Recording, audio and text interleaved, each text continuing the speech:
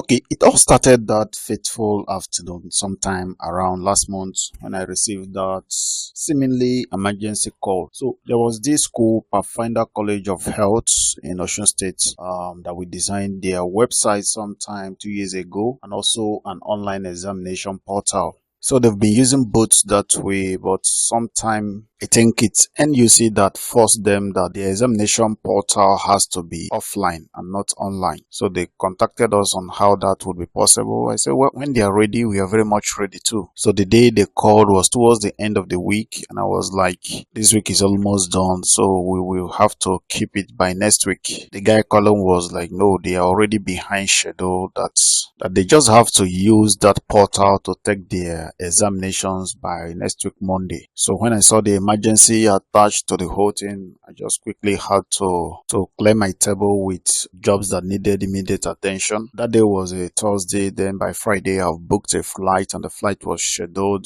evening of Saturday. Then on Saturday after Shabbat, I set out to Sam Bakwe International Airport, did all the regularizations and checks. Did not really take that long. We were ready to embark on the flight. But truly there was something I found a bit worrisome about this flight.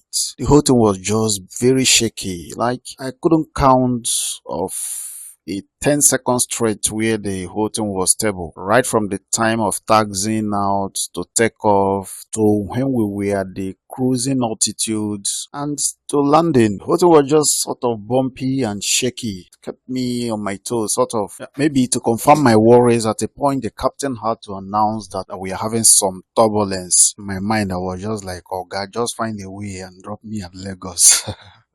And to your always glory, after like an hour, we touched down at Murtala Mohammed International Airport, Ikeja, Lagos. And as we disembarked, I had to find my way to Oshobo that evening. So when I called the school's IT personnel who was directing me, he said I would see a vehicle coming to Oshobo that night within that airport area. But that wasn't so. I had to ask others how I can find my way to Oshobo. You know, Yoruba people and the way they give their directions, it will be directive and counter directive. You ask this person, he'll tell you go this way. You go get there and ask another person, he will be like go back. I know them too well in that. So at the point, I just had to call one of my friends in Ibadan and ask him about his own suggestion. It's Ambassador Desmond, a very good friend. I met him during my service years, and the guy was like, Baba, if I can just find my way to Ibadan, that would be better. That I can't really get a vehicle going to Shubo that night. It would be too risky to try. That's how I set out to Ibadan that evening. Spend the night in Ibadan. Then by morning, I left for Oshobo. That was on a Sunday. Well, on getting to the school, I was just welcomed briefly with little pleasantries to share, and work kicked off immediately. I actually should have done most of the programming and the setup before getting to the school, but the whole thing came much like an emergency. I did not have the time, so I started doing that programming and all those setup right from that morning till around 6 p.m. But after I was done with the offline setup, another challenge ensued. We couldn't just establish communication between the user systems and the control server. Here was a MikroTik router and the TP-Link distributor. So after many hours of failures, I just had to call Golden Hill Technologies. This guy here is a very experienced networker, and he tried to put us through on how to navigate that part. But still, things wouldn't just work. At that point, I could feel the disappointment. The IT personnel who were with me there, I could feel that sense of disappointment in their mind. Now the time was around 11 p.m. in the night. I've not eaten, so they just got me some snacks, and I was like, please, when are we turning off the generator? The guys were, please, if I want the generator to stay on till morning, that they are willing to do that. That all they know is that they are going to use the portal, the one we are just developing, to write their exams by morning. And this was just 11 in the night. After a point, after trying, I just told them, guys, let's just call it a day today. Let's just go and have some rest. By early morning, I would call them so that we can continue. They accepted, so we all retired to our place of rest for the night. So I promised them that around 4 in the morning I will give them a call, so we start very early. Even at that, when I tried to sleep, the sleep wouldn't just come. I wouldn't just have a smooth sleep. I was just bothered. I was just wondering what could be the reason why this is not working. So I just had to wake up and started making a lot of research of the possibilities that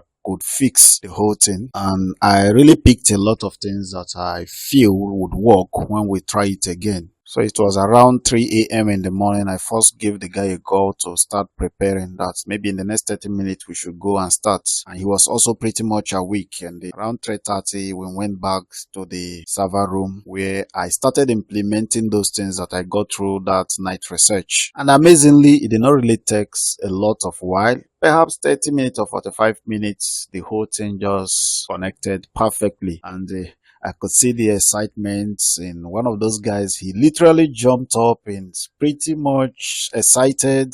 I was like, yeah, yeah, yeah. So we started setting up the user systems. We had about 100 systems to set up to communicate with the control server. And we kept doing that till around 8 in the morning when we called in some of the students to come and run a test on the newly developed offline portal. And everything started working fine. So later in the day when the director came in, we presented the thing to him and he was like, it would be better if the student would write the real exam with it now that I am around. Yeah, I saw the reason behind that. And I was like, okay, no problem, I would wait. So the student came in, they wrote the first exam with it. It was perfect. They wrote the second one. It was perfect. They wrote the third one. It was perfect, different levels. There were no issues. There were no lags. So after that, I had to call the IT personnel who will be managing the portal when I'm no longer there and put them through on how to go about the whole thing, the things they need to do part time. So as we were interacting there, the director was like, where are you from? I said, Aba, Abia State. So he was telling some of those guys there that Abia State is the only state in Nigeria or where the state is busier and more lively than the capital.